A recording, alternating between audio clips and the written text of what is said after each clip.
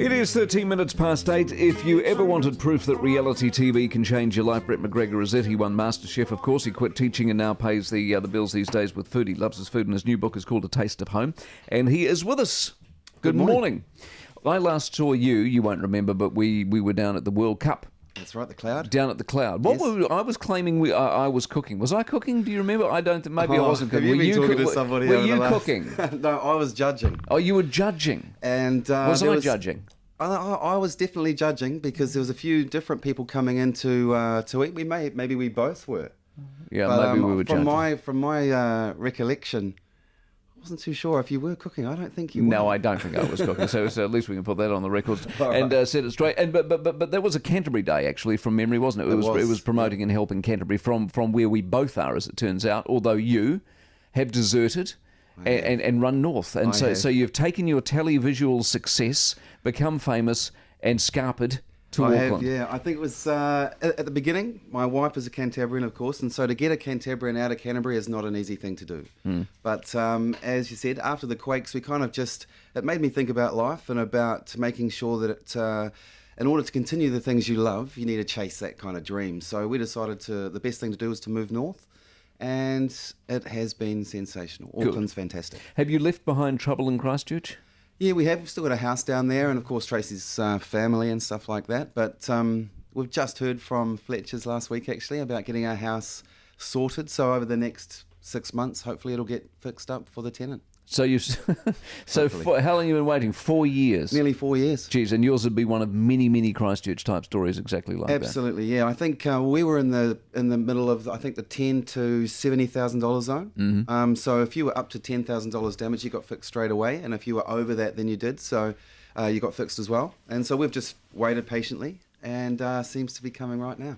It was the move out of Christchurch, as how much of it was the Christchurch quake and the issues around it versus how much was your, the Masterchef and I need to be where the food is and the action is and stuff like that? I think it was probably a good chunk of both, 50-50, because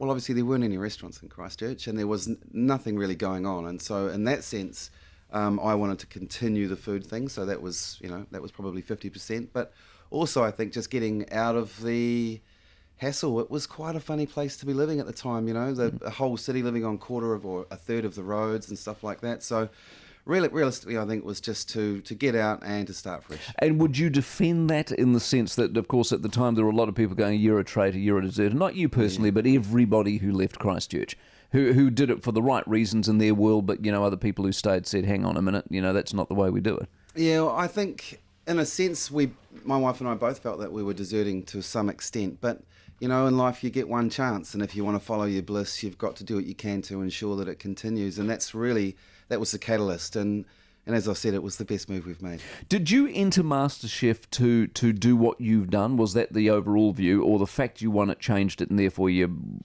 quit teaching? And well, I think I entered MasterChef because I had always kind of rated myself as an all right cook, and I just wanted to see if that was true. So it wasn't ever about winning the show. It was really about just getting out there and giving it a go. It was the first time I'd had a pass out from Tracy for a while, and it was kind of 8 weeks living in a nice house. So in that sense, it was, I just never really thought about the end product or what would happen at the end. And now that, after winning, it's been amazing. So how did it unfold? Once you won it, what happened for you to then decide, well, I can do this permanently? I think writing the book. I went back to work, so I was the DP at Branston Intermediate, which is closing, so if they're listening, hello down there.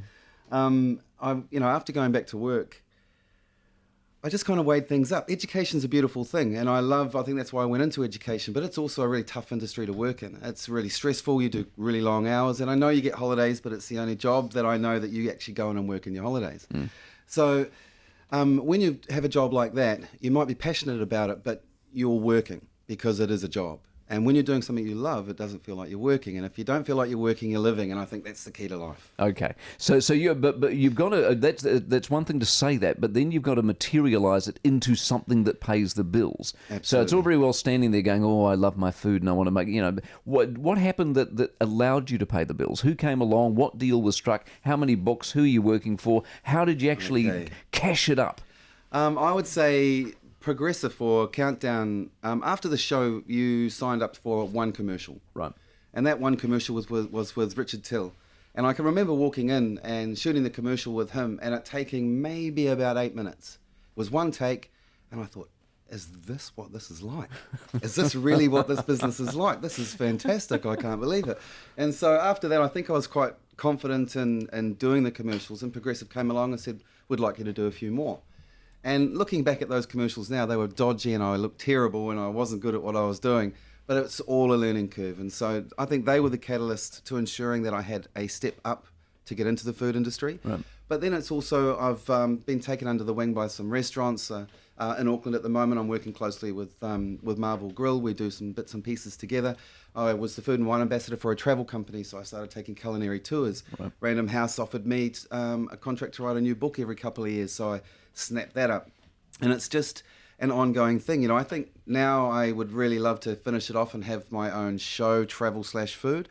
And it's been on the cards for a long time, but in this industry at the moment, I think it's a tough thing to do. Yeah, so it's hard, yeah. I've got lots of different goals. So how have you? Are you proud of what you've done? Because although you've been successful, I mean, this food area is filled with people. I mean, it's isn't it? It is definitely a flooded market. I think though the one thing is that you have to be yourself, and your food has to reflect who you are as a person. So the main thing that I identified first and foremost was where I was in the food industry.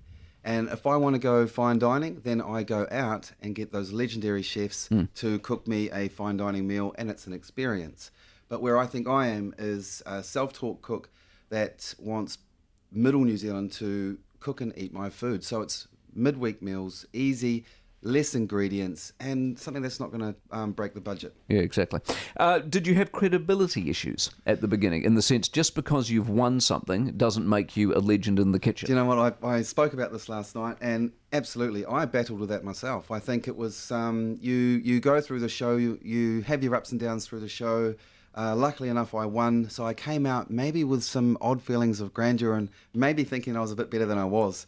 But then you come crashing down when you start writing your book and you realise how much work, how many mistakes you have to make in order for the recipes to be right. And so 3 years on now, I've had a lot of mistakes, but I've also had a lot of training, and I feel a lot better in my abilities now than I ever have. Good on you. I like reading in the book about when you were a kid and the role of your parents and your father's passed on. But you had rules around the table. First of all, you ate around the table, which is very important, which I'm a big believer in. Do you think that still exists in most people's homes? Do you think that really exists? Well, I think the TV's moved in a little bit here. You reckon? With open plan living now, you've got the lounge and the dining and the kitchens all together. So if you're not sitting around the bench, you may be on the couch or the table. So I think we are losing it. But it's an important part of family life.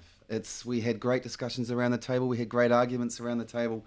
So I think it's the best place to eat. Couldn't agree more. And the other thing is, when your manners weren't up to it, you were sent to the where? You were out in the wash house. Exactly. See, we have great debates because I'm a stickler for manners as well. And so you got to hold your fork and knife properly, and you don't eat with your mouth full, and you wait for somebody else to finish. And so I'm so glad that because you and I must be roughly the same age, so we're of a generation that still remembers that, and it's not hopefully dying, so we can pass it on to our kids and carry it on. Absolutely, it's the most important thing. Like I know now when I look at Jack and he's got his knife and fork in the right hand and he's using them properly. I mean, he's 10 now, so he's off. But it was a bit of a struggle to get him through to that stage. My wife, hopefully she won't mind me saying this, didn't have that. So her knife and fork are in the wrong hands. And it still drives me crazy now. Yeah. So I think, it's just the basics, a little bit of food etiquette at the table. And like I said, it is the best time for a family to talk and get everything out that they need to discuss. Couldn't agree more. Lovely to catch up with you. I hope it goes brilliantly, the new book, and I hope it all goes well for you. Thank you very much. Always good to see you. Brett McGregor, it is 8:22.